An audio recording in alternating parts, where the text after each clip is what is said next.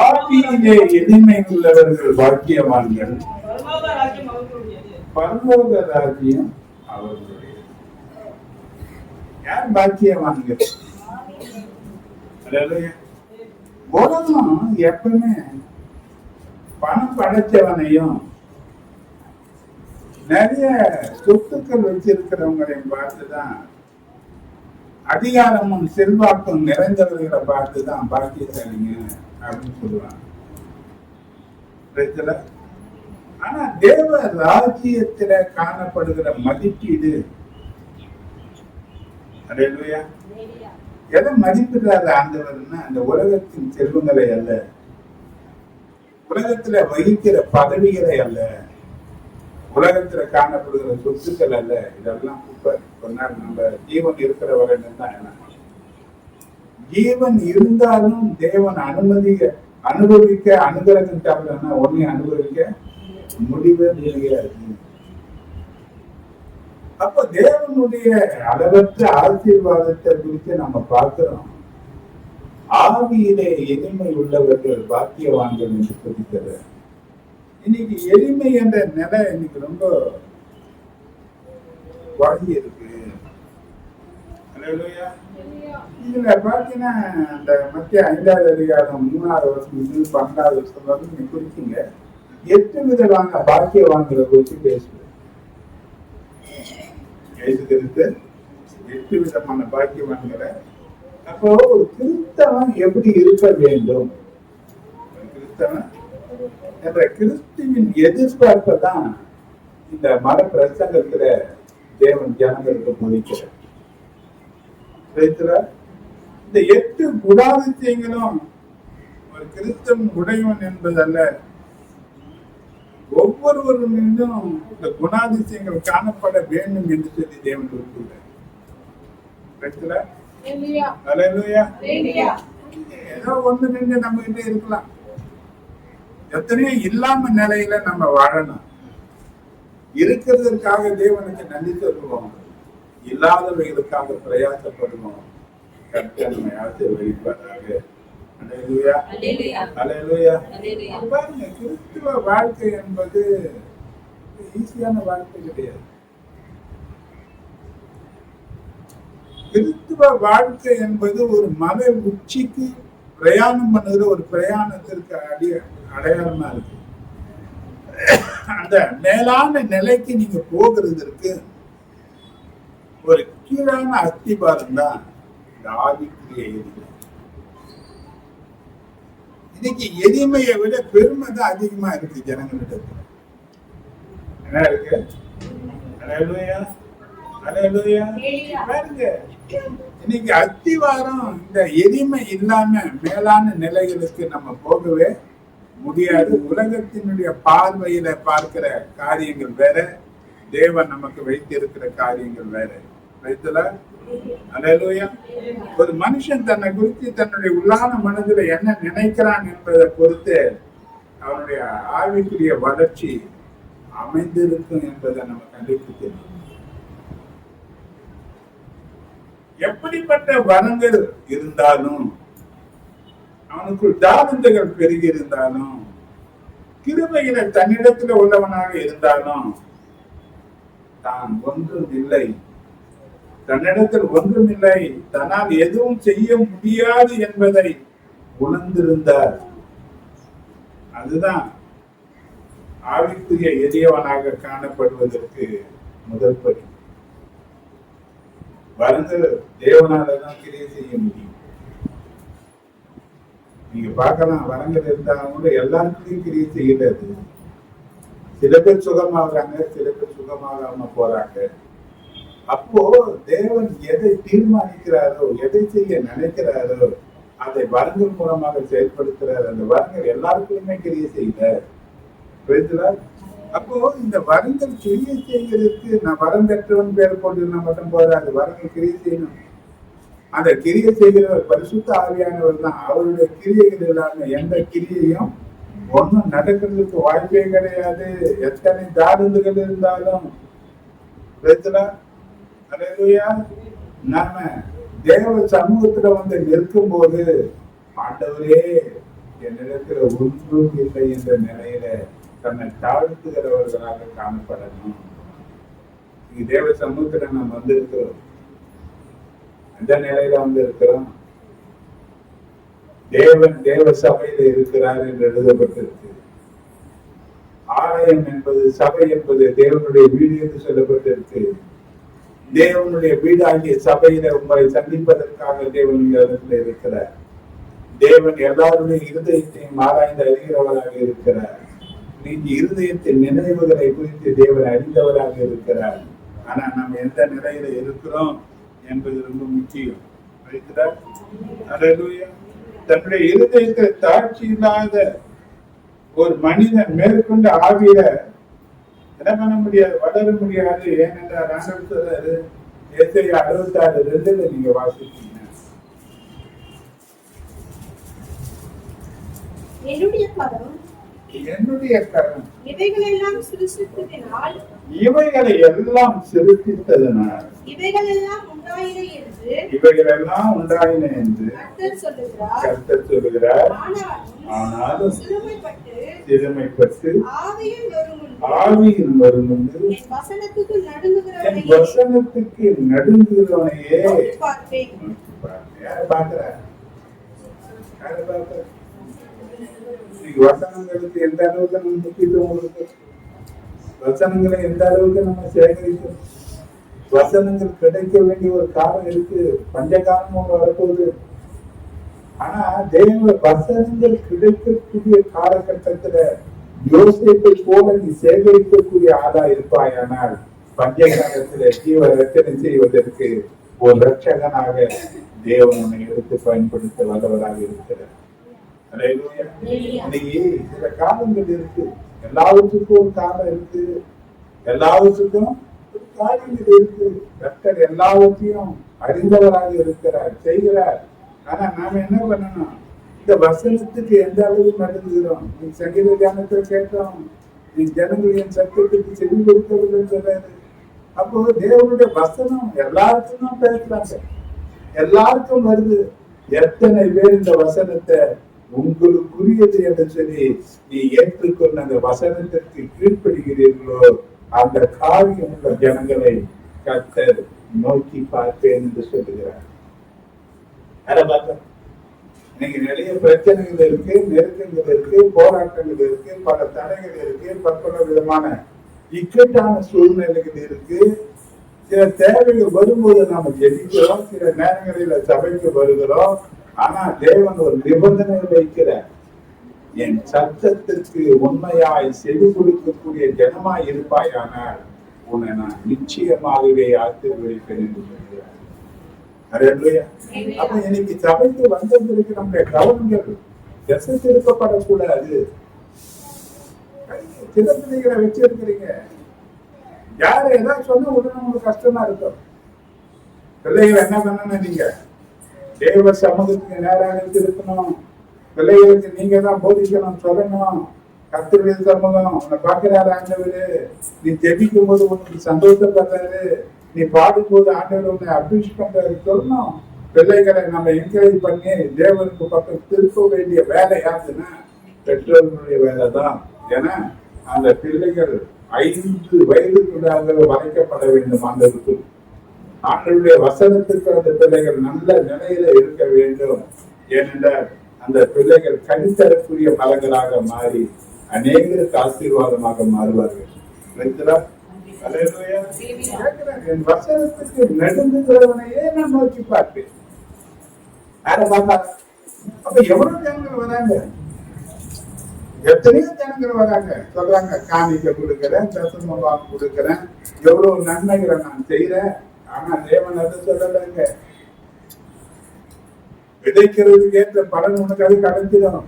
ஆனா தேவனுடைய அளவில்லாத ஆசீர்வாதம், தேவனுடைய பார்வை முன்னால இருக்கணும்.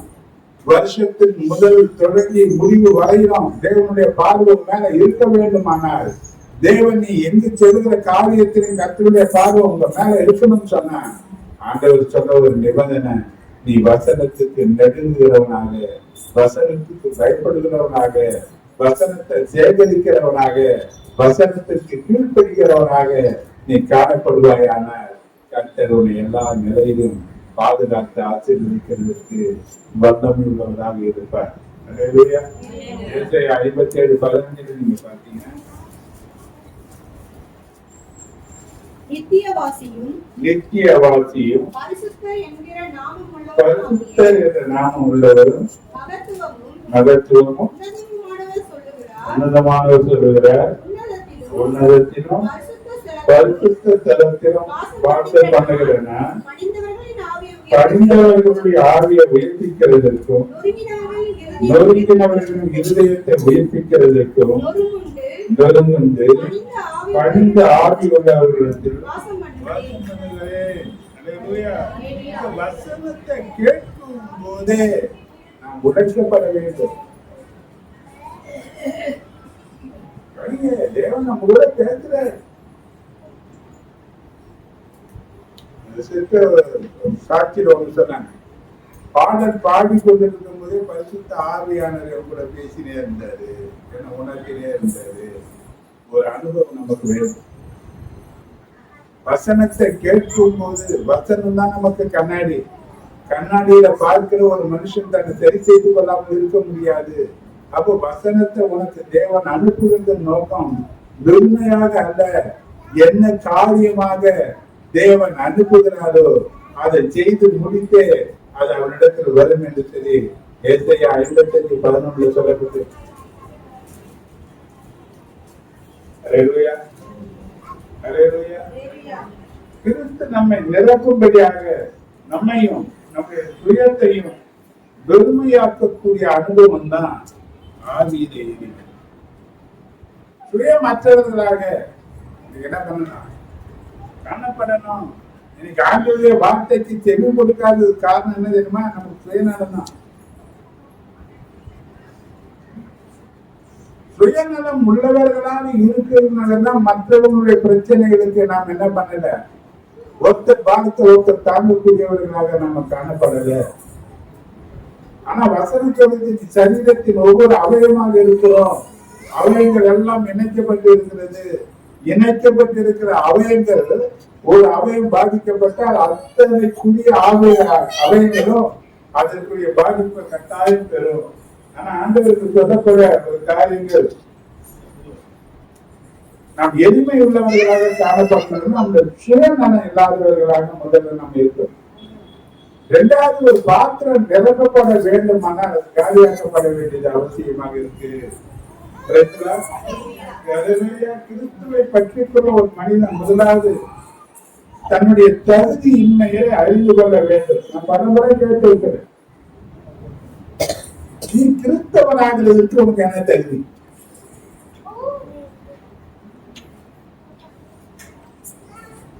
பெற்றோர்கள் சபைக்கு போயிருக்கலாம், பெற்றோர்கள் கிறிஸ்தவர்களா இருக்கலாம். பெற்றோர்கள் கிறிஸ்தவர்களா இருக்கிறதுனால நீ கிறிஸ்தவன் ஆயிடுவேன் என்ற தகுதி எல்லாம் கிடையாது.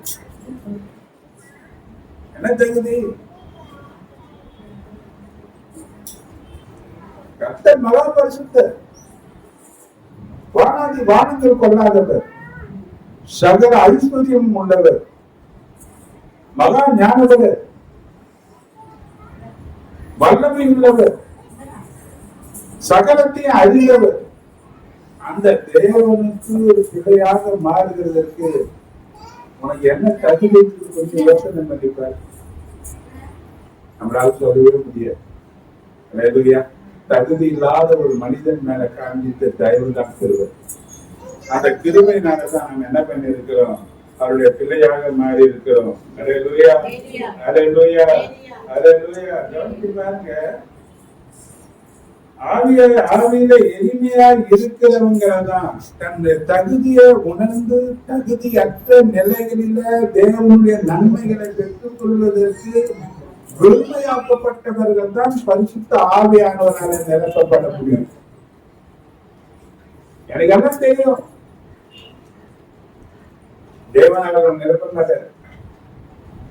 எத்தனை காரியங்கள் நாம படிச்சாலும் பேசினாலும் ஒவ்வொரு நாளும் தேவன் சமூகத்தில் ஆண்டவரே இன்றைக்கு நீர் என்ன பேச போகிறீர்கள் எனக்கு கற்றுத்தாலும் என்று தன்னை தேவ சமூகத்தில் அர்ப்பணிக்கிற ஒரு இடத்துல கர்த்தர் தன் வார்த்தைகளை தந்து பேசுகிறார். பார்வோனுடைய குமாரத்தின் மகனாக மோசே எகிப்தின் ஐஸ்வர்யத்தையும் மேன்மையும் அதிகாரத்தையும் கல்வி ஞானத்தையும் அனுபவித்த மோசே தேவனிடம் சொல்லுகிறார். அடுத்த யாத்ராகம் 3:11 நீங்க பாத்தீங்கன்னா, அப்பொழுது மோசே தேவனை நோக்கி பார்வோனிடத்துக்கு போகவும் இஸ்ரவேல் புத்திரரை எகிப்திலிருந்து அழைத்து வரவும் நான் எம்மாத்திரம் என்று அது இன்னும் பாத்தீங்கன்னா பாருங்க, நகர்வாரம் வர மாதிரி வரும். ஒரு எதிரே என்ன எகிப்தை அடிக்கிறார். தன் சகோதரனை அடிப்பதை பார்த்து கோபம் அடைந்து அந்த எகிப்தியனை கொண்டு கொண்டு புதைக்கிறார்.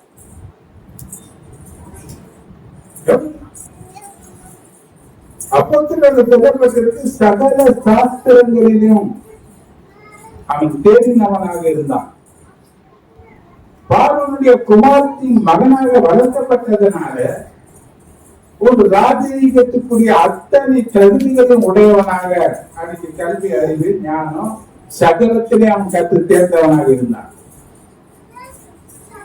இப்ப 40 வருஷ காலம் மனந்தர வாழ்க்கையில் அவனை அனுபவிச்ச பிறகு தேவன் அவனை சந்திக்கிறாரு. நீ வா, எகிப்திலே ஜனங்கள் படக்கூடிய வேதனையை நான் பார்த்திருக்கிறேன், அவர்களை அழைத்து வர வேண்டும், நீ வா, நான் உன்னை அனுபவிக்கிறேன் என்று சொல்லுகிறார். இப்ப அவன் சொல்றான், பார்வோனிடத்தில போகவும் இஸ்ரவேல் புத்திரரை எகிப்திலிருந்து அழைத்து வரவும் நான் எம்மாத்திரம் என்று கேட்கிறேன். இவருடைய ஆவிக்குரிய நிலை பாருங்க, எவ்வளவு கத்து சேர்ந்தது. ஒரே அடியில எகிப்துல சொன்னவன், சகல சாஸ்திரங்களையும் அறிந்தவன். ஆனா இப்ப சொல்றான், நான் ஒன்றும் இல்லை என்று சொல்லி தேவனிடத்துல தன்னை பெருமையாக்குகிறான். கவனிச்சு பாருங்க, இன்னைக்கு தேவ சமுத்திரம் நாம எப்படி நிற்கிறோம்? எல்லாம் உடையவர்களாக இருக்கிறோமா? நான் ஒன்றும் இல்லை என்ற நிலையில நான் தேவ சமுத்திரம் வந்து நிற்கிறேன். யாரு பார்த்து பாரு, யார் இருக்கிறாங்க நமக்கு? அவரை எல்லாம் நமக்கு யாரும் இருக்க முடியவே முடியாது. இன்னைக்கு கவனிங்க, எந்த விதமான சுயமோ பெருமையோ சுய நம்பிக்கையோ மனமேட்டிமையோ மோசை கிட்ட இருந்ததாக இந்த வசனத்தை நாம் பார்க்கவே முடியாது. அதே போல பாருங்க, நியாயாதிபதிகள் 6:15 பாத்தீங்கன்னா,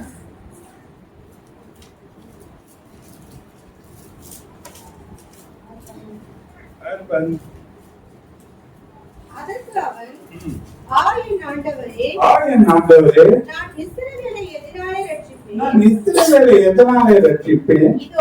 இதோ மனாசேயின் என் குடும்பம் மிகவும் எளியது. என் தகப்பன் வீட்டில் நான் எல்லாரிலும் சிறியவன் என்று சொன்னாங்க.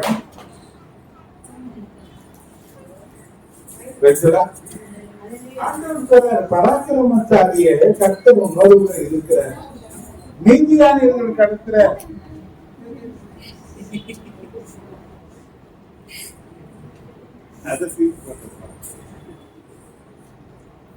நீதியானுடைய கருத்துல அடிமைகளாக இருந்த காலகட்டத்துல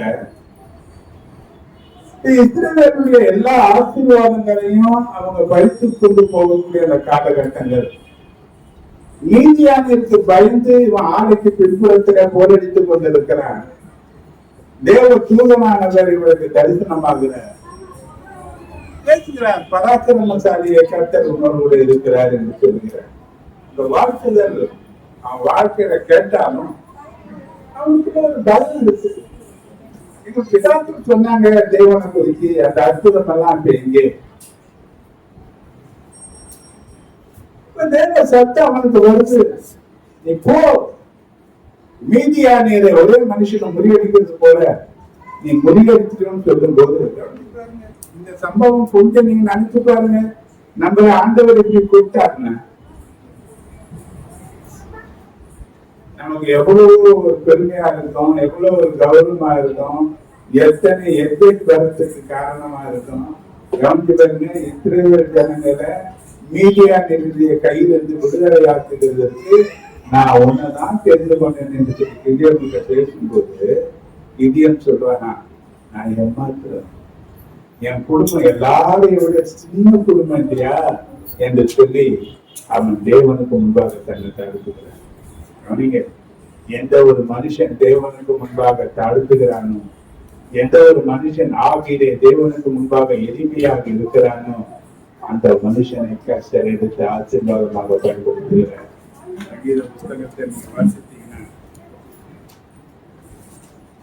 138:6 பாருங்க. சங்கீதம் 138 சங்கீதம் 6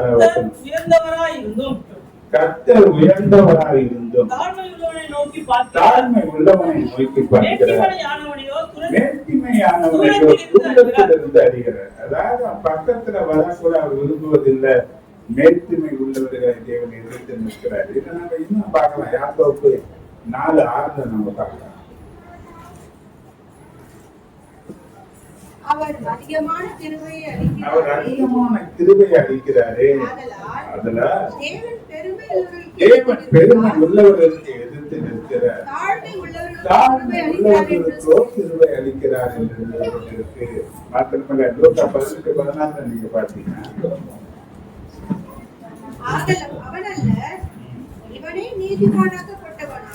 இவனே நீதிமானாக்கப்பட்டவனாய்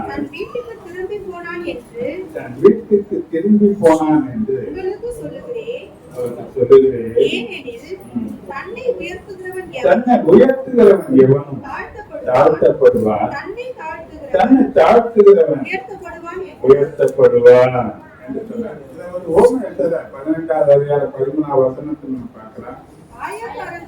ஆயக்காரன் தூரத்திலே நின்று தன் கண்களையும் வானத்துக்கு ஏறெடுக்க துணியாமல் தன் மார்பிலே அடித்துக் கொண்டு, தேவனே பாவியாக என்னை கிருபையாயிரும் என்றான்.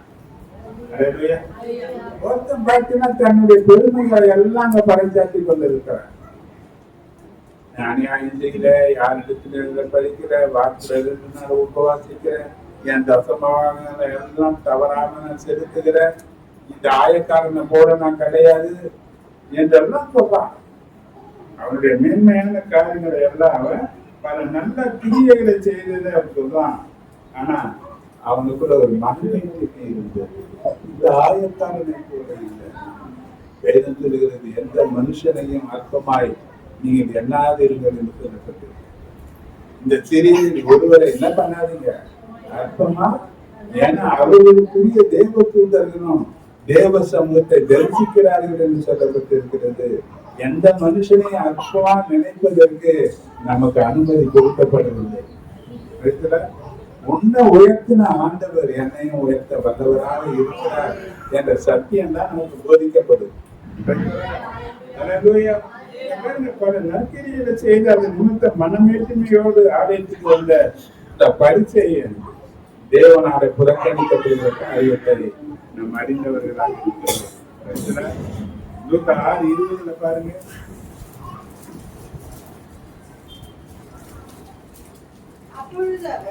அப்பொழுது அவர் நம்முடைய சீஷர்களை நோக்கி பார்த்து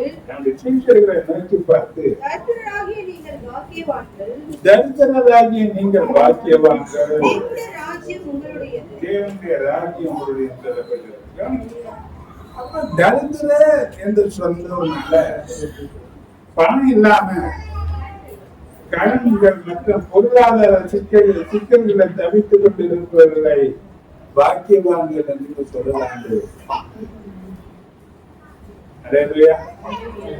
இங்க ஆவிக்குரிய தரிசனத்தை குறித்து பேசுற பாருங்க. யோகா குறித்து பார்க்கலாம். ஆபிரகாம், தாவீது போன்றவர்கள் தங்கள் ஐஸ்வர்யவர்களாக இருந்தாலும் அவர்களிடம் ஆவிக்குரிய எளிமை காணப்பட்டது. இன்னைக்கு பொருளாதாரத்தில் குறைவுள்ளவர்கள் எல்லாரும் மனத்தாழ்மை உள்ளவர்களாக இருப்பார்கள் என்று நம்மளால நினைக்க முடியாது. தன்னுடைய தகுதியின்மையையும் ஒன்று இல்லாமையும் உணர்ந்து தன் பாவி என்பதையும் தேவ கோபாக்கினைக்கு மட்டுமே தன் பாத்திரம் என்பதையும் அறிந்தவனாய் தேவனுடைய இரக்கத்தை மட்டுமே நம்பி அவரை தேடுகிறவன் நிச்சயமாக ஆவிக்குரிய எளிமை உள்ளவனாக காணப்படுவான். சந்தேகம் ஒன்றும் கிடையாது. இவர்களுக்கு பரலோக ராஜ்யம் சொந்தமானது என்று அறிவிக்கிறார். கடைசி 8வது வாக்கியங்களான நீதி நிமித்தம் துன்பப்படுகிறவர்களுக்கு பரலோக ராஜ்யம் வாக்கு பண்ணப்படுகிறதையும் நம்ம கவனிக்கணும். ஆவியிலே எளிமையானவர்களுக்கு ஒருவேளை இந்த உலகம் சொந்தம் இல்லாமல் போகலாம். உலகம் அவர்களை கனம் பண்ணாமல் இருக்கலாம். உலகத்திலே அவர்களுக்கு பாதுகாப்பு இல்லாமல் இருக்கலாம். உற்றார் உறவினர் அவர்களை புறக்கணிக்கலாம். ஆனால் இயேசு சொல்லுகிற பரலோக ராஜ்யம் அவர்களுடைய. யாக்கோபு 4:10 நீங்க பாருங்க. கர்த்தருக்கு முன்பாக தாழ்மைப்படுங்கள். கர்த்தருக்கு முன்பாக தாழ்மைப்படுங்கள். அப்பொழுது அவர் உங்களை உயர்த்துவார். அப்பொழுது அவர் உங்களை உயர்த்துவார். எதுவரை உயர்த்துவார்? அவரு பரலோக ராஜ்யம் வரை தேவ ராஜ்யத்தில் பிரவேசிக்க நாம் பயன்படுத்த வேண்டிய முதல் திறவுகோலே நம்முடைய ஆவிக்குரிய எளிமைதான். நீங்க மத்திய 18:4 பார்த்தீங்கன்னா,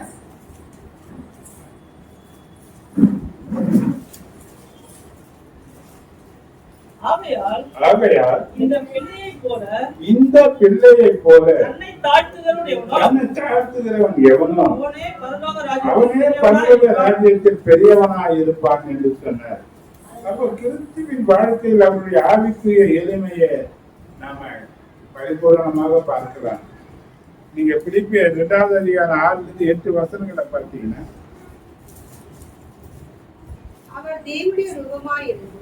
அவர் தேவனுடைய ரூபமாயிருந்தும்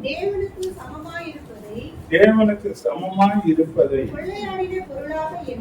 கொள்ளையாடின பொருளாக எண்ணாமல் தம்மைத்தாமே வெறுமையாக்கி அடிமையின் ரூபம் எடுத்து மனுஷ சாயலானார். அவர் மனுஷ ரூபமாய் காணப்பட்டு மரண பரியந்தமும் அதாவது சிலுவையின் மரண பரியந்தமும் கீழ்ப்படிந்தவராகி தம்மைத்தாமே தாழ்த்தினார். தன்னுடைய பரலோக அந்தஸ்து மற்றும் அதிகாரங்களை புறக்கணித்து தன்னை தாழ்த்தினபடியார் எந்த அளவுக்கு கிறிஸ்து உயர்த்தப்பட்டார் என்பதையும் நாம் அறிந்து கொள்ள வேண்டும். அதே குறிப்பிட்ட 2வது அதிகாரம் 9-11 வசனங்களை ஆதலால் தேவன் எல்லாவற்றிற்கும் மேலாக அவரை உயர்த்தி இயேசுவின் நாமத்தில் வானோ பூமியின் கீழானவருடைய முழங்கால் யாவும் உடன்படிக்கும் தேவனுக்கு மகிமையாக இயேசு கிறிஸ்து கர்த்தர் என்று நாவுகள் யாவும் அறிக்கப்படும் நாமத்திற்கு மேலான நாமத்தை அவர் தந்தருளினார். எல்லா நாமத்திற்கும் மேலான ஒரு ஆசீர்வாதம் இயேசுவுக்கு கிடைச்சதுக்கு காரணம் அவருடைய இனிமை, அவருடைய தாழ்மை. தாழ்மை உள்ளவர்களுக்கு கிருபை அளிக்கிற தேவன் முதல் வாரத்துல சொல்ற பெருமைகளை அப்புறப்படுத்தும். தன்னை ஒரு பெரிய பொருட்டாக எண்ணுவது அப்புறப்படுத்தும். தன்னை ஞானி என்று சொல்லுவதை நாம் அப்புறப்படுத்திக் கொள்வோம். எல்லாம் எனக்கு தெரியும் என்று சொல்வதை நிறுத்திக் கொள்வோம். தேவ சமூகத்துல நான் ஒன்றும் இல்லாதவன், உண்மையே சார்ந்து நிற்கிறவன், உண்மையே நம்பி வந்திருக்கிறேன், ஆண்டவரே எனக்கு நீ திருவையை தாரும் என்று சொல்லி கேட்போம். இந்த ஆயக்காரனை ஆசீர்வதித்தது போல கர்த்தர் உங்களையும் என்னையும் ஆசீர்வதிப்பாராக. அல்லேலூயா, அல்லேலூயா. ஏனென்றால் பெருமையினாலே விழுந்து போனவன் சத்து. அவன் விழுந்து கவனிக்க எல்லா தூதர்களுக்கும் மேற்பட்டவனாக இருந்தவன். இந்த பூலோகத்தை ஆராதனை செய்யக்கூடிய ஒரு தூதனாக இருந்தவன், தேவனை ஆராதிக்கக்கூடிய தலத்துல இருக்கிற தூதர்களுக்கு மேலாக ஒரு தலைவனாக இருந்தவன், தேவனுக்கு விரோதமாக அவன் தன் இருதயத்துல நினைத்த மாத்திரத்தில் ஒரு மேட்டிமையும் பெருமையான எண்ணம் அவனுக்குள் இருந்ததுனால எல்லா இருதயங்களையும் ஆராய்ந்து அறிகிற தேவன் அவனை தள்ளினார் என்று சொல்லப்பட்டது. அவன் இதை சொல்லலாம், ஆனா இருதயத்துல நினைத்த மாத்திரத்திலேயே அவனை தள்ளினார். ஏனென்றால் எல்லாருடைய இருதயங்களையும் தேவன் அறிவார். இருதயத்தை தேவன் அறிவார். நம்முடைய கிரியைகளை தேவன் அறிந்தவராக இருக்கிறார். இந்த முதல் வாரத்துல தேவன் சொல்லுகிறார், நம்மை தாழ்த்துவோம், தேவனுடைய சமூகத்தில் நம்மை தாழ்த்துவோம். எளிமை என்னதான் தாளந்துகள் இருந்தாலும், என்னதான் வரங்கள் இருந்தாலும், என்னதான் தேவனுடைய ஆசீர்வாதங்கள் நாம் பெற்றிருந்தாலும், உலக பிரகாரமான நன்மைகள் பெருகியிருந்தாலும், தேவன் முன்பாக வரும்போது சொன்னா கர்த்தர் கொடுத்தார், கர்த்தர் எடுத்தார், கர்த்தருடைய பரிசுத்தமான நாமத்திற்கு ஸ்தோத்திரம் என்று சொன்னது கூட கொண்டு வந்ததும் ஒண்ணும் கிடையாது, கொண்டு போக போறதும் ஒண்ணும் கிடையாது. எல்லாம் தேவன் நம்மை அனுபவிக்கிறதுக்கு அனுகிரகம் தந்திருக்கிறார். எவனுக்கு அனுகிரகம் தருகிறாரோ அவனை அனுபவிக்கும்படியாக செய்கிறார் என்பதை உணர்ந்து தேவனுக்கு முன்பாக நம்மை தாழ்த்துவோம். கர்த்தர் நம்மை ஆசீர்வதிப்பாராக. செய்தியை நான் முடிக்கிறேன். காணிக்க கொடுத்து கர்த்தர்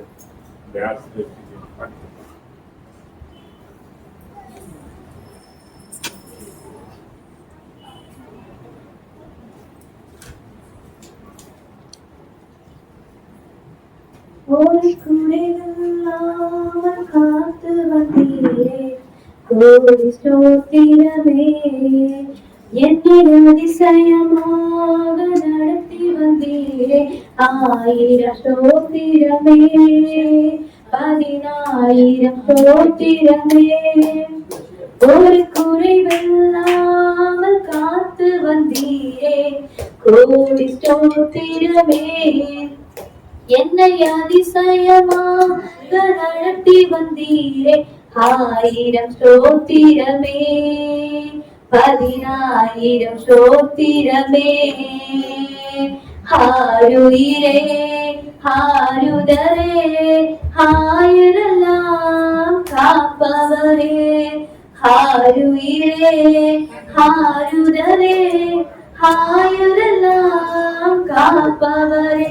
ஒரு குறைவில்லாமல் காத்து வந்தீரே, கோடி ஸ்தோத்திரமே. என்னை அதிசயமாக நடத்தி வந்தீரே, 1000 ஸ்தோத்திரமே, 10,000 ஸ்தோத்திரமே.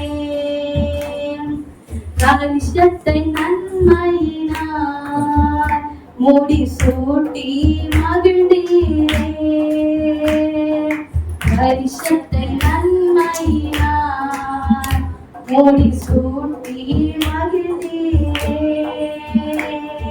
பாதைகள் நெய்யாய் பொழிந்தீரே, எல்லாம் பாதைகள் நீக்கி மகிழ்ந்தீரே, பாதைகள் நெய்யாய் பொழிந்தீரே, எல்லாம் பாதைகள் நீக்கி மகிழ்ந்தீரே. ஆருயிரே ஆருதரே ஆயுரெல்லாம் காப்பவரே, ஆருயிரே ஆருதரே ஆயுரெல்லாம் காப்பவரே. ஒரு குறைவில்லாமல் காத்து வந்தீரே, கோடி ஸ்தோத்திரமே. என்னை அதிசயமாக நடத்தி வந்தீரே, 1000 ஸ்தோத்திரமே, 10,000 ஸ்தோத்திரமே. என் முன்னே சென்றீரே, என் பயணத்தை காத்தீரே, என் முன்னே சென்றீரே, என் பயணத்தை காத்தீரே. மகிமையால் மூடிக்கொண்டீரே, எங்கள் குடும்பத்தை காத்து வந்தீரே, மகிமையால் மூடிக்கொண்டீரே, எங்கள் குடும்பத்தை காத்து வந்தீரே. ஆருயிரே ஆருதரே ஆயுரெல்லாம் காப்பவரே, ஆருயிரே ஆருதரே ஆயுரெல்லாம்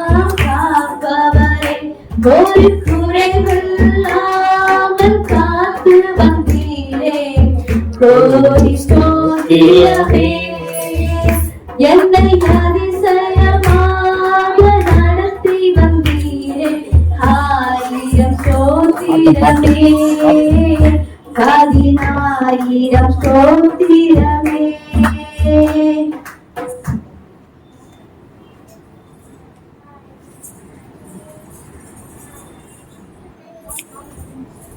அதிகமாக நேசிக்கிறேன் சமுத்திரங்களை தாக்குகிறோம். ஆண்டவரே, உற்சாகமாய் கொடுக்கிற இடத்தில் பிரியமாய் இருக்கிறேன். உமக்கு கொடுப்பதற்கு நாங்கள் ஏமாத்திரமாகவே எல்லாம் கடத்திலிருந்து நாங்கள் பெற்றோம். உம்மிடத்திலிருந்து பெற்றுக் கொண்டதை நாங்கள் ஒரு துணிந்து சமுத்திரம் கொடுத்திருக்கிறோம். நீர் அதை ஆசீர்வதித்து பிள்ளைகளுடைய பிரயாசங்களை சற்ற ஆசீர்வதி பதவி பெருகும்படியான ஆசீர்வாதங்களை தார். நன்மையும் தொடர்ந்து பேசி நாம் சந்திக்கு ரெடியாகுங்க. சீக்கிரமா நான் முடிக்க விரும்புகிறேன். தேங்க்யூ.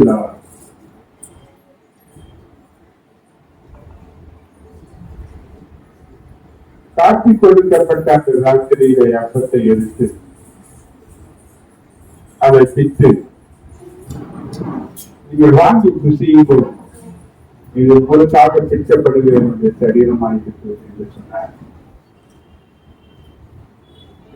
அந்தபடியே பாத்திரத்தை எடுத்து இது என் ரத்தத்தினாலாகிய புதிய உடன்படிக்கையாக இருக்கிறது, என்னை நினைவு கொள்ளும்படி இதை செய்யுங்கள் என்று சொன்னார்.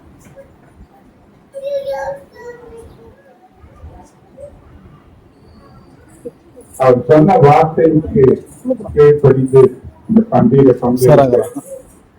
நாம் எல்லாரும் கூடி வந்திருக்கிறோம்.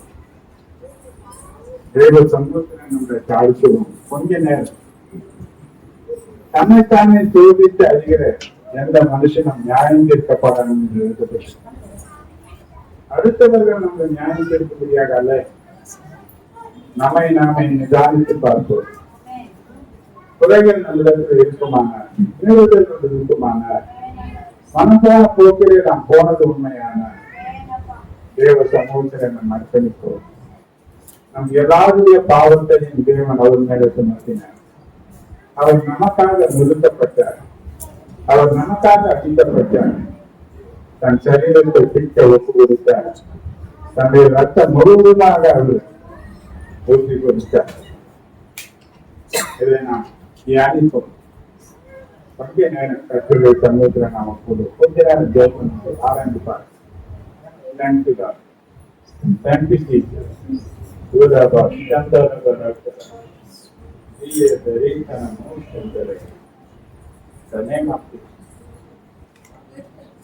இது உங்களுக்காக பிடிக்கப்பட போகிற ஆண்டவராக இயேசு கிறிஸ்துவின் சரீரத்திற்கு அடையாளமாக இருப்போம். இதை நமக்காக பிடிக்க ஒப்பு கொடுத்தார். பிடிக்கப்பட போகிற ரகமாகி சரீரத்திற்கு யாராவது சுருக்கமா ஜெபம்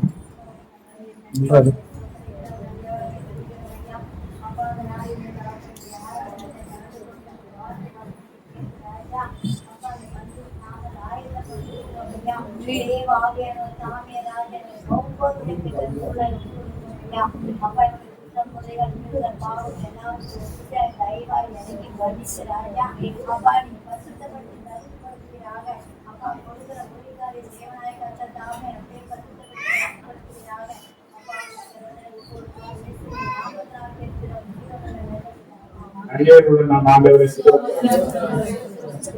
அந்தபடியே அவர் பாத்திரத்தையும் எடுத்து இது என் ரத்தத்தினாலாகிய புதிய உடன்படிக்கையாக இருக்கிறது, என்னை நினைவு கூறும்படி இதை செய்யுங்கள் என்று சொன்னார். இதை வாங்கி பருகுங்கள் என்று சொன்னார். சிந்தப்பட்டவருடைய ரத்தத்திற்காக யாராவது சுருக்கமா சொன்னார்.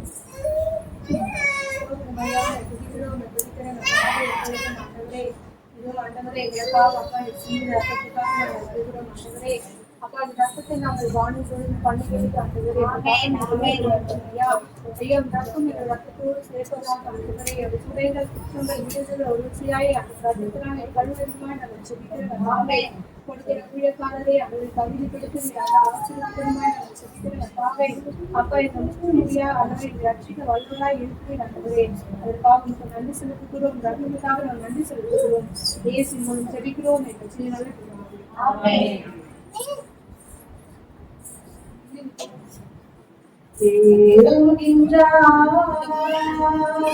கண்ணாடி தவழ்ந்து மலைமோடு என் நேசர் குருசை சுமந்து என் நேசர் கொல்லதா மலையின் மேல் நடந்து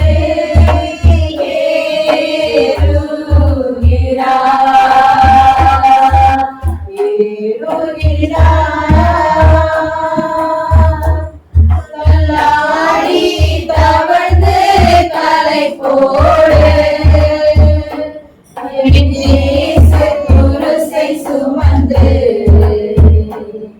என் நேசர் கொள்கதா மலையின் மேல் நடந்து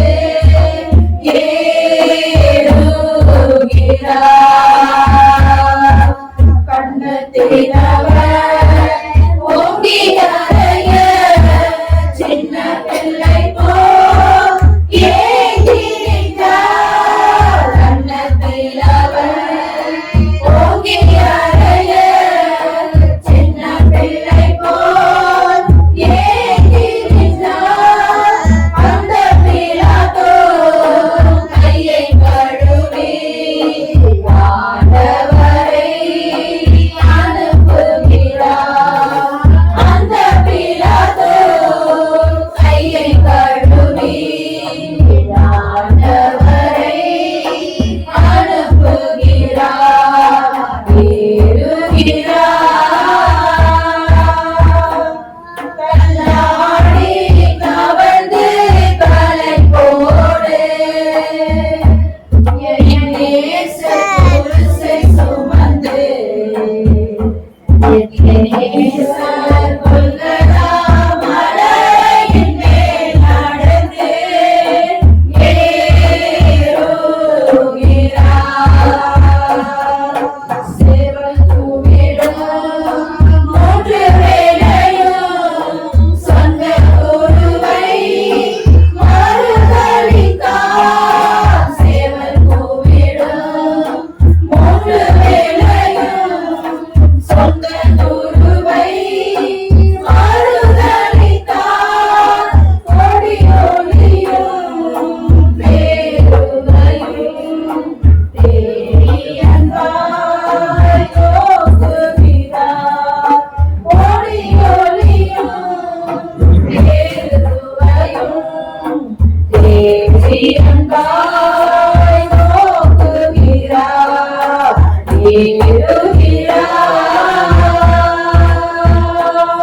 கல்லாடி தவழ்ந்து கலை போடு என் நேசர் குருசை சுமந்து என் நேசர் கொள்கதா மலையின் மேல் நடந்து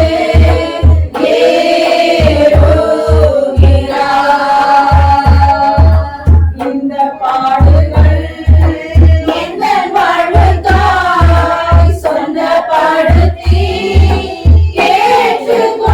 ஏற்றுக்கொண்டார் இந்த பாடுகள் இந்த வாழ்வுக்காய் சொந்தப்படுத்தி ஏற்றுக்கொண்டார் பேசுகிறாயோ இயேசுநாதரை நேசித்து வா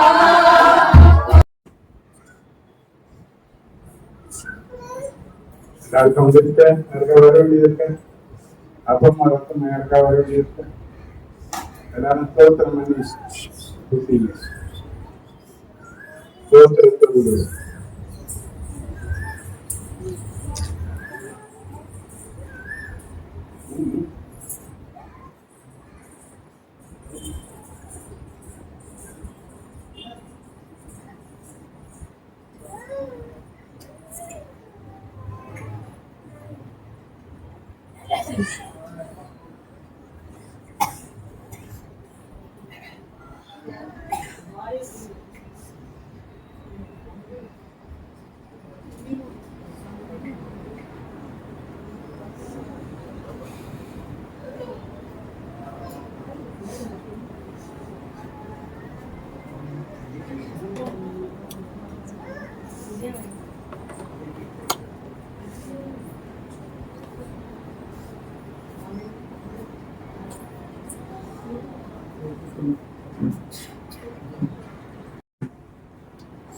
திருமணம் காண்கிற பிள்ளைகள் வாங்க, நேற்று பிறந்தாங்க அந்த பிள்ளைங்க.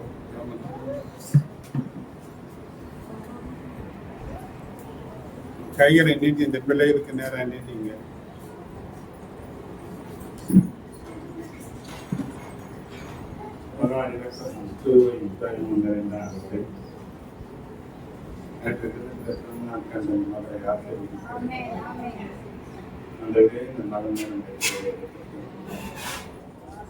சூரியனை அர்ப்பணிப்பதில்லை, மறைவதில்லை, கர்த்தரே உங்களுக்கு நித்திய வெளிச்சமாக இருப்பார் என்ற வார்த்தை சொல்கிறார்கள். மகிழ்ச்சி நாட்டாக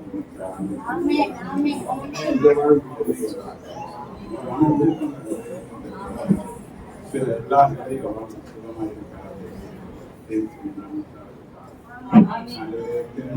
பார்க்கிறேன், இந்த பிள்ளைகளுக்காக சிரிக்கிறேன். இந்த சமூகத்தில் எத்தனையோ போராட்டங்கள் நெருக்கங்கள் மத்தியிலையும்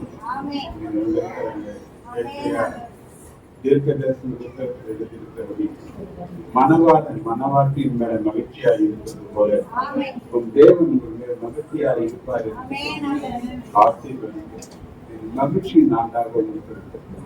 சகல நன்மைகளுக்கும் கர்த்தர் ஊட்டுக்காரனாக இருப்பாராக. கிருபை பெறுகிறதாக, சம்பூர்ணமான நன்மைகள் பெறுகிறதாக. எல்லா நிலைகளிலும் கர்த்தருடைய மகிமைக்காக கர்த்தருடைய ஆவியானவர்களை வழிநடத்துவாராக. தேவ மனுஷனாகிய இயேசு கிறிஸ்து நாமத்தினாலே மனதார உங்களை ஆசீர்வதிக்கிறேன்.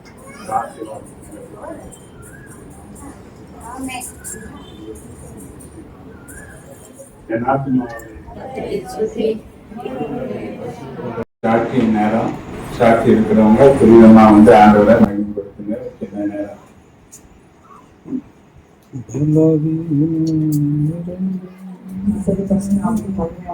தேவன் சாமி 4 பாதுகாலும் கனிமொழி போல பாதுகாத்து பயங்கரமாக கூட ஜீவனோடு பலத்தோடு கர்த்தர் தேவனுடைய சம்பளத்தை கொண்டு கிருபைக்காக நன்றி செலுத்துறேன். தேவன் சாமி ஒவ்வொரு நாளும் என்னுடைய தேவைகள் எல்லாவற்றையும் சந்தித்தார். என்னுடைய வேலை காரியங்களையும் ஒவ்வொரு நாளும் கர்த்தர் கூட இருந்து போகும்போதும் வரும்போதும் கர்த்தருடன் இருந்து பாதுகாத்தார். கடந்த மாதத்தில் பொருளாதார தேவைகள், பண தேவைகள் எல்லா விஷயம் கர்த்தர் சந்தித்தார். கணவனாரின் வேலை உத்தியோகங்களும் கர்த்தர் ஆசீர்வதித்தார். என்னுடைய குழந்தைக்கும் போன மாதத்துல கூட பாத்தீங்கன்னா அதிகமான ஃபீவர் விட்டு வந்துட்டே இருந்தது. என்ன மருந்து ஊற்றினாலும் சரியா இல்லை. அதுக்கப்புறம் நான் ப்ரேயர் பண்ணேன், பாஸ்டர்கிட்ட ப்ரேயர் பண்ணிட்டு மறுபடியும் செக் பண்ணும்போது ஃபீவர் இல்லாமல் இருந்தது. கர்த்தர் செய்த நன்மைக்காக நன்றி செலுத்தினேன். அது மாசம் விட மார்ச் மாதத்துல கூட கர்த்தர் எனக்கு ஒரு வயதை கூட்டி கொடுத்தார். அதுக்காக நான் நன்றி செலுத்தினேன். ஒவ்வொரு நாளையும் தேவையில கர்த்தர் எனக்கு சந்தித்த கிருபைக்காக எல்லாவற்றையும் நான் நன்றி செலுத்தினேன். தேவனுக்காக சிறு சாட்சி ஆசிரியர்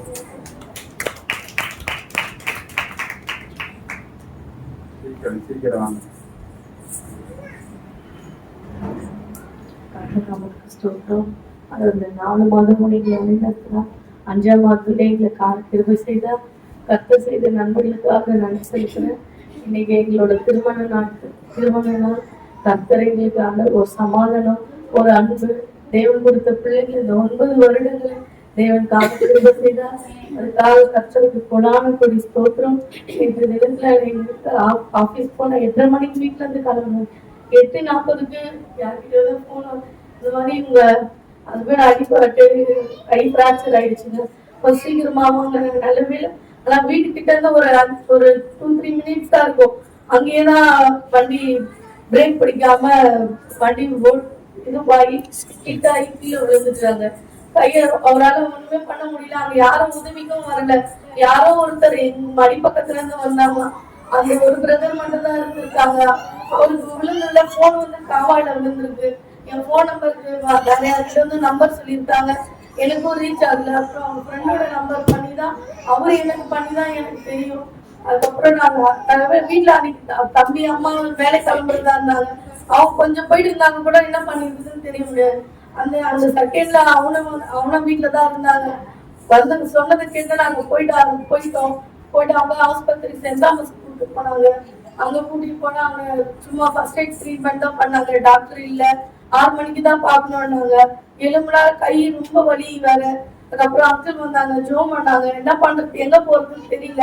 அப்புறம் அங்கிள் சொன்னாங்க சைதாப்பேட்டில் ஒரு கட்டு போடுற இடம் இருக்கு அப்படின்னு. அப்புறம் அங்க போனோம். அங்க பார்த்தா நீ நமக்குதான் இந்த மாதிரினா அங்க ஏராளமான ஜனங்க, பார்க்கவே ரொம்ப கஷ்டமா இருந்தது.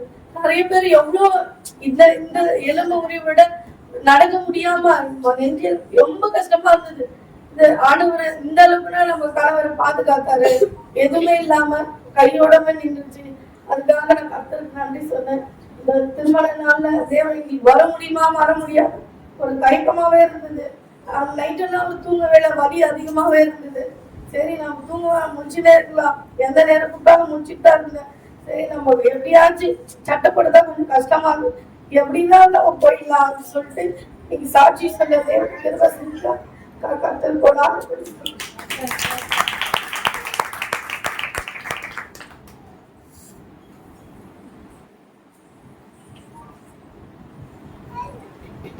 நமக்கு ஸ்தோத்திரம். தேவன் தாமே கடந்த மாதம் முழுவதும் தேவன் எங்கள் நடத்தி வந்தார்.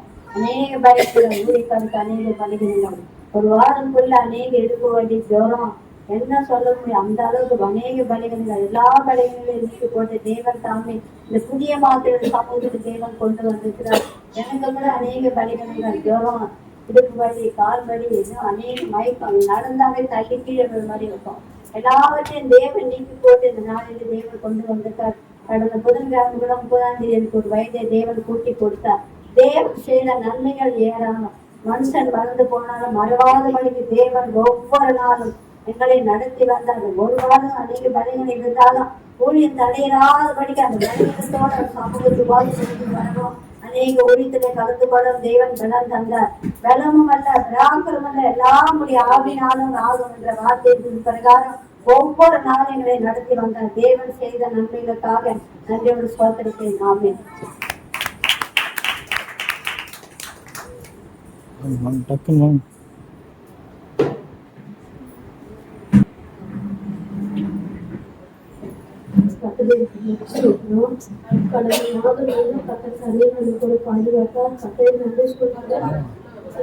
கடந்த மாதத்துல வந்து அநேக பலவீனங்க எனக்கும் பாப்பாங்க எனக்கும் கொஞ்சம் ஜோரமாவே இருந்துச்சு. கர்த்தர் எங்களுக்கு பலனா இருந்தால் கர்த்தருக்கு ஸ்தோத்திரம். எவ்வளவு ஹாஸ்பிட்டல் போனாலும் ஒண்ணுமே செட் ஆகல. 1ஆம் தேதி வந்து அங்கிள் வந்து ஜோரம் செட்டிச்சதுக்கு அப்புறம் எனக்கு ஃபுல்லா அந்த ரிலீஃப் ஆயிடுச்சு. கர்த்தர் எனக்கு பரிபூர்ண சுகத்தை தந்தார். கர்த்தருக்கு ஸ்தோத்திரம்.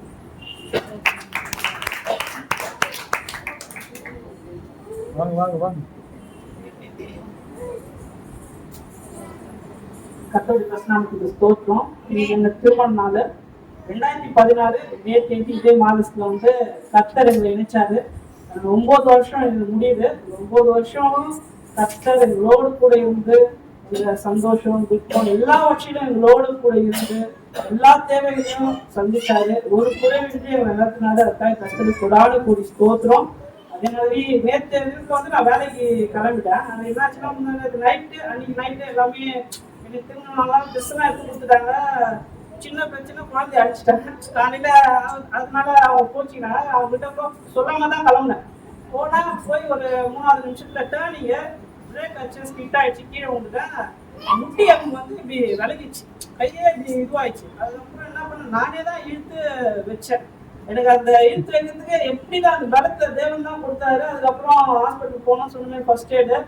அங்க டாக்டர் இல்லை. அதுக்கப்புறம் அங்கிள் வந்துட்டாங்க. அப்புறம் அவங்க தான் சஜஷன் பண்ணாங்க புத்தூர் வந்துட்டு சைதாப்பேட்டை. நாங்கள் எல்லாத்தையும் யோசிச்சுட்டு இருக்கோம், இதுக்கு புத்தூருக்கே போயிடலாமா இல்லை அப்படின்னு. எல்லா ஃப்ரெண்ட்ஸ் எல்லாம் வந்துட்டாங்க. அதாட்டும் எதுவுமே எனக்கு ஸ்ட்ரைக் ஆகும். அப்புறம் அங்கிள் தான் சொன்னாங்க, இந்த மாதிரி சைதாப்பேட்டை நான் வரும்போது பார்த்துருக்கேன், சனி ஞாயிறு தான் இருக்கும். நாங்கள் இதெல்லாம் போய் பார்த்தா நாங்கள் 101வது டோக்கன் நம்ம தான் அப்படின்னு பார்த்தா அங்கே அதுக்கு மேலே வெளியில் உட்காந்து நிற்கிறதுக்கு அவ்வளோ பயமா இருக்கு. உள்ளதுக்கு அவ்வளோ அளவு சத்தம். இருந்தாலும் சொன்னா நீ ஒன்றுமே இல்லை, ஜெபிச்சுக்கோ, அந்த ஒரு 2 செகண்ட் கூட ஆகாது. அதே மாதிரி பார்த்தாங்க. எக்ஸ்ரேல வந்து நான் பயந்து ஏதோ பெருசாகிடுச்சுன்னு. அதுக்கப்புறம் கிராக்கு தான் இருக்கு, உங்களுக்கு ஃப்ராக்சர் ஆகல, உங்களுக்கு கூட சீக்கிரம் நல்லா ஆயிடுனாங்க. எல்லாவற்றையும் தேவன் நோடு கூட இருந்தார். இப்போ இனிமேலும் இருப்பார். எனக்கு இது சீக்கிரமா நல்லா கத்தருக்கு விடான கொடுக்கும்.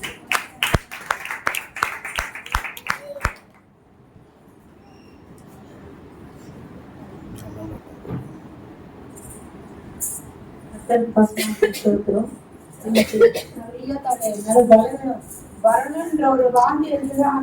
ஆனா இருந்தாலும் ஒன்றும் பண்ண முடியல. நைட்டு தான் ஒரு 8:30 மணி தான் அங்கேருந்து கிளம்புறேன். காலையில 7:30 மணிக்கு போனாலும் நைட்டு 8:30 மணி அது வந்துட்டு. ஆனா இன்னைக்கு ஐயோ முதல் வாரம் வாசினால கூட எனக்கு ரொம்ப வாந்தி ஆகல. வர வர வர பின்னுக்குதான் போதுனால முன்னுக்கு வரவே இல்லை. வர முடியல இந்த சைடுக்கு. என்னப்பா பண்றது, என்னால ஒன்றும் முடியல. இருக்காங்க நீங்க தான் கூட இருக்கிறேன். இந்த வண்டி டெக்ஸி பாக்குற பாட்டு பாடத்தான என்னோட கூட கத்த பேசு ஆவியானர் என்னோட கூட ரொம்ப அதிகமான ஒரு பலம் கொடுத்து போதையில் சொல்ற போல ஆவியானர் கிச்சன் படிக்கணும்னு சொல்ற வார்த்தையின்படி யாரோட கூட பேசுவாங்கன்ற வார்த்தையின்படி எனக்கு கொடுத்ததுக்காக நன்றி.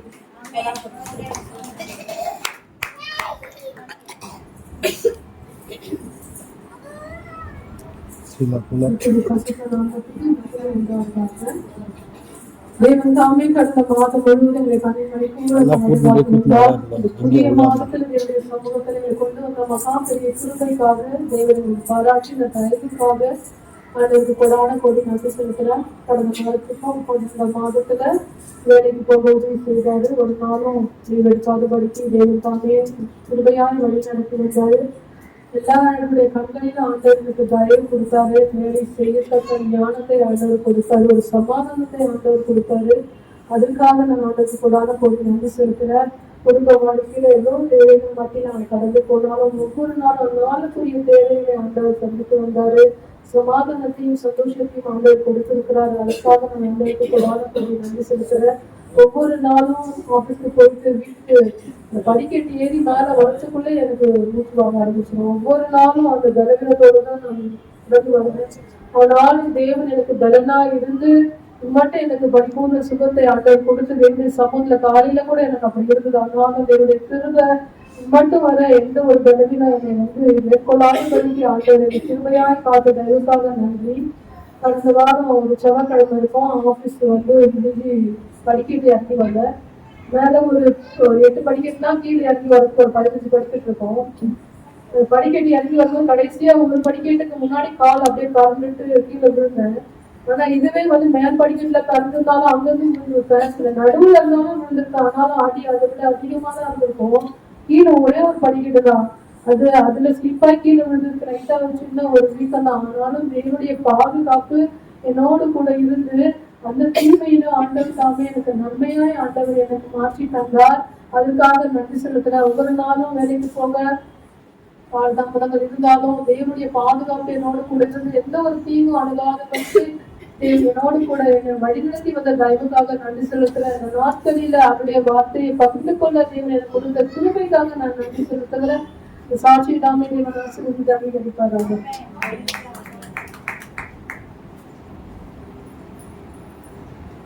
வருஷத்தை நாளுக்கு ஸ்தோத்திரம். 4 மாதங்களுக்கு அந்த இடத்துல காட்டுறது 5ஆம் மாதத்துல கூட கிருபைக்காக நன்றி செலுத்துகிறேன். என்னுடைய தேவைகளையும் நான் வெளிசொலி போட்டியும் கர்த்தர் ஆசீர்வதித்திருக்கிறார். என்னுடைய குடும்பத்தின் தேவைகள், பொருளாதாரம், எல்லா தேவைகளையும் கர்த்தர் ரொம்ப அற்புதமாக என்னை நடத்தி வருகிறார். இந்த மாதத்துல 2ஆம் வெளிப்படை ஒரு வயது கற்றுக் கொடுக்கிறார். அதுக்காக நன்றி செலுத்துகிறேன். கர்த்தர் தாமே சாட்சி ஆசீர்வதிக்கிறார்.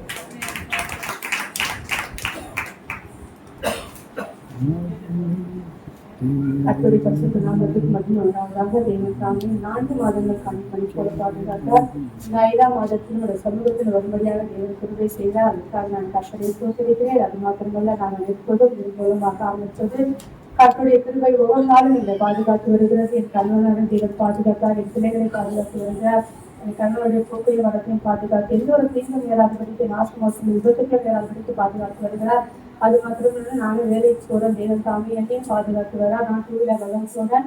பார்த்தீங்கன்னா நான் 2 வீலர் போவேன். டேல தான் போவேன். நைட்ல நான் ஓடவே மாட்டேன். ஏன்னா எனக்கு இந்த லைட் ஃபிளாஷ் ஆச்சுன்னா எனக்கு பிளாக் ஆகிடும். சுத்தமாக எனக்கு வண்டியை என்னால் ஓட முடியாது. நான் எப்பவுமே நைட்ல நான் எடுக்க மாட்டேன் வண்டி. ஆனால் நான் வீட்டுக்கு வரதுக்கு எப்படின்னு ஒரு 7 to 8 ஆகிடும். ஆனாலும் தேவன் எனக்கு பலம் கொடுத்து கடுப்பாமே நல்லா எனக்கு கொடுத்து தேவன் தாமே ஒவ்வொரு நாளும் எனக்கு பாதுகாத்து வருகிறார். அதற்காக நான் கர்த்தரை ஸ்தோத்திரிக்கிறேன். அது மாத்திரமல்ல என்னுடைய மகளுக்கு நீங்க வீடு எக்ஸாம் இருக்கிறது தேவன் தாமே மகளுக்கு நல்ல ஞானத்தை கொடுத்து நாளையில அந்த எக்ஸாம் அட்டன் பண்ணும்படியாக தேவன் கிருபை செய்ய வேண்டும். அதற்காக சபையாராலும் ஜெபித்துக் கொள்ளுங்க. இன்னைக்கு மதியம் 2 மணிக்கு எக்ஸாம் இருக்கு. தேவன் தாமே ஞானத்தையும் அறிவையும் தேவன் கொடுக்க வேண்டும். குதிரை யுத்த நாளும் என்று ஆயத்தமாக்கப்படும் ஜெயமோ கர்த்தராக சொன்னது போல என் மகளுக்கு ஜெயந்த தேவனே கொடுக்க வேண்டும். அதற்காக நீங்கள் ஜெபித்துக் கொள்ளுங்கள். அதற்காக நான் கர்த்தரை சோதரிக்கிறேன். ஒவ்வொரு நாளும் என்னை பாதுகாத்துவதார், என் பிள்ளைகளை பாதுகாத்துவதார், அற்புதமாய் நடந்து கொண்டு வருகிறார். அதற்காக நான் கர்த்தரை சோதரிக்கிறேன். இந்த சாட்சியை தேவன் ஆசீர்வதிப்பாராக.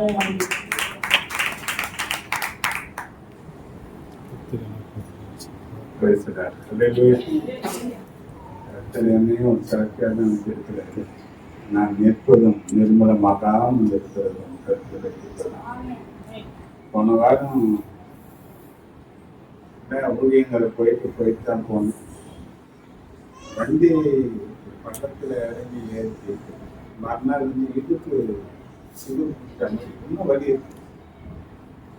டாக்டர்கிட்ட போய் ஒரு இன்ஜெக்ஷன் பண்ணாலும் சரியா இருக்கு. உட்கார முடியல, எழுந்திருக்க முடியல. இது போல ரொம்ப கஷ்டமான ஒரு நிலையில கடந்து போவதற்கு கட்ட பிறந்தார். மாத்திரமே நேற்று நரேஷ் இது போல அடிப்பட்டான்னு சொன்ன மாத்திரத்துல போக கட்டு திரும்ப பாராட்டினாரு. அந்த கட்டுக்கட்ட இடத்துல ஸ்ரீபா அப்பதான் அந்த ஜனங்களை பார்த்தாங்க. இவங்களுக்கெல்லாம் என்னைக்காவது நீ ஜெபம் பண்ணி இருக்கிறியா? நம்மளை சுத்தின எவ்வளவு ஜனங்கள் எப்படியாவிட்ட நிலையில இருக்கிறாங்கன்னு பாருங்க. அந்த வந்த ஜனங்களை விட இவர் ஒன்றும் மோசமான அடிப்பட்டது. இவர் தாங்கின அந்த வண்டி வெயிட்ல அந்த கை தாங்கின பிராக்சர் ஆகியிருக்கணும். லேசான ஒரு கிராக் மட்டும் ஆகி அந்த இடத்துல மற்ற எல்லாவற்றையும் பார்த்து கற்றுக்கிறது. எதை செய்தாலும் ஆண்டவர்கள் ஒரு நன்மை வச்சிருக்காரு. இனிமேட்டாவது செய்வா அந்த குடும்பம் மற்றவங்களுக்காக ஜெபிக்க நான் நம்புறேன். ஏன்னா நமக்கு இதெல்லாம் ஒரு பாடமா ஆண்டவர் நம்ம என்ன பண்ணுவாருன்னா நடத்துவோம். சில நேரங்கள்ல நமக்காக ஜெபம் பண்ணுவோம், சபைக்காக ஜெபம் பண்ணுவோம், ஏதாவது சொன்னா அதுக்காக ஜெபம் பண்ணுவோம். ஆனா நம்ம சுத்திரமா இருக்கிற ஜனங்களை நம்ம பார்க்கவே மாட்டோம். அங்க போய் பார்த்தா அலறல் சத்தம். தம்பி எவ்வளவு நேரம் இருந்தது எனக்கு பயமா இருக்குது. அப்படி சத்தம் பாடுறாங்க. ஒன்னும் பயப்படாது, ஜபத்திலே இரு. ஒரு நொடி 2 நொடி என்ன பண்ணிட்டோம், 2 நிமிஷத்துல பேசிக்கிதான் சரி பண்ணிட்டான். ஒரு ஆட்டிதான் பண்ணிட்டான். கட்டி போனதும் தெரியல, வரதும் தெரியல. அந்த அளவுக்கு கர்த்தர் கிருபையா அது செய்து முடிக்க கர்த்தர் உதவி செய்தார். அதெல்லாம் சபை அப்படின்னா வர இனி சம்பவிக்க போகிற இவைகளுக்கெல்லாம் நீங்கள் தப்பி மனுஷகுமாரனுக்கு முன்பாக நிற்க பார்த்திருக்கிறார்களாக எனப்படுவதற்கு எப்பொழுதும் ஜெபம். ஜெபிக்கிறதுக்கு நிறைய காரியங்கள் இருக்கு. நேரங்களை எடுத்து ஜெபம் பண்ணுங்க. அதுதான் உங்களுக்கு பாதுகாப்பு, அதுதான் உங்களுக்கு ஆசீர்வாதம். ஜெபிக்க சொந்தம் படாதீங்க. ஜெபிக்கிறதுக்கு உங்களை அர்ப்பணிங்க. கர்த்தர் பெரிய காரியங்கள் முக்கியமா தெய்வ நிச்சயமா சொல்ல முடியும். எனக்கு வந்த வழி இதுவரை நான் வழிபட்டதே கிடையாது. அதன் மத்தியிலையும் ஒரு ஊழியத்தை கூட தடை பண்ணாம செய்யறதுக்கு கர்த்தர் எனக்கு திருப்பப்படுறேன். அதான் பெரிய பாக்கியம். உட்கார முடியல, எழுத முடியல, கொஞ்சம் தூரம் நடந்தா கஷ்டமா இருக்கு. 4-5 நாளா வேத வசனத்தை ஒரு அதிகாரத்தை வாசிக்கிற வச்சிருக்கேன். நிக்க முடியல. எப்படி மெசேஜ் எடுக்க முடியல. ஆனா 2 நாளா கர்த்தர் வேத வசனங்களை தியானிக்கும், மீண்டும் செய்திகளை இருக்கும் கர்த்தர் எனக்கு பலனை தந்தது. நான் ஆண்டுகளுக்கு நன்றி சொல்றேன். கர்த்தருக்கு சாட்சியம் ஆச்சு. நிறைய நம்ம பார்க்கிங் கடையில் இருக்கு. கவர்மெண்ட்ல போன வாரம் கொஞ்சம் லேட் ஆயிடுச்சு நான் வரதுக்கு. ஒரு காரியத்தை நான் கேட்டேன். என் மனசு கஷ்டமா கிடையாது. அது என்னன்னா, இங்க யார் நின்று நடத்துறாங்க என்பது ஆட்கள் பொறுத்தாங்க. தேவன் ஒரு காரியத்தை தராம யாரும் இந்த இடத்துல வந்து என்ன பண்ண முடியாது, நிக்க முடியாது. இப்ப நிக்கிறவங்க தேவ பிரசன்னத்துல தேவனால முன்குறிக்கப்பட்டாதான் நிக்க முடியும். அவங்க பாட்டு பாடினா கூட பாடுங்க, கை தட்டுங்க. மனுஷங்களை பார்த்து அப்படி கை தட்டாத தேவனுக்காக செய்யற ஒரு காரியம். என்ன பண்ணுங்க, உற்சாகப்படுத்துங்க. இங்க நாம நின்னா எப்படி உற்சாகமா மத்தவங்க சொல்ல சொல்றோமோ அதே போலதான் மத்தவங்க நிற்கும் போது நாம உற்சாகமா என்ன பண்ணணும், செயல்படணும். அப்படி செய்தீங்கன்னா நீங்க மனுஷர்களை அல்ல தேவனுக்கு கனத்தை செலுத்துறவங்களா இருப்பீங்க. அது உங்களுக்கு ஆசீர்வாதமா மாறும். நீ மனுஷர்கள் முகத்தை பார்த்து நீங்க செய்தீங்கன்னா உங்களுக்கு ஆசீர்வாதமா கைக்கு வர. ஏன்னா மனுஷனால உன்னை ஆசீர்வதிக்க முடியாது, ஆசீர்வாதம் தேவனாலதான் வரணும். அப்ப தேவன் ஒரு கிருபையை தரலன்னா யாராலையும் செயல்பட முடியாது. அது யாரை கொண்டாலும் கட்ட செய்வது. ஒரே தீர்க்க தரிசி வீரையா ஒரு கழுதையை கொண்டுதான் செய்தார். ஒரு பெரிய படைத்தலைவன் நாகமா ஒரு சின்ன வேலைக்கார பொண்ணை வச்சுதான் ஒரு பெரிய காரியங்கள் நடந்தது.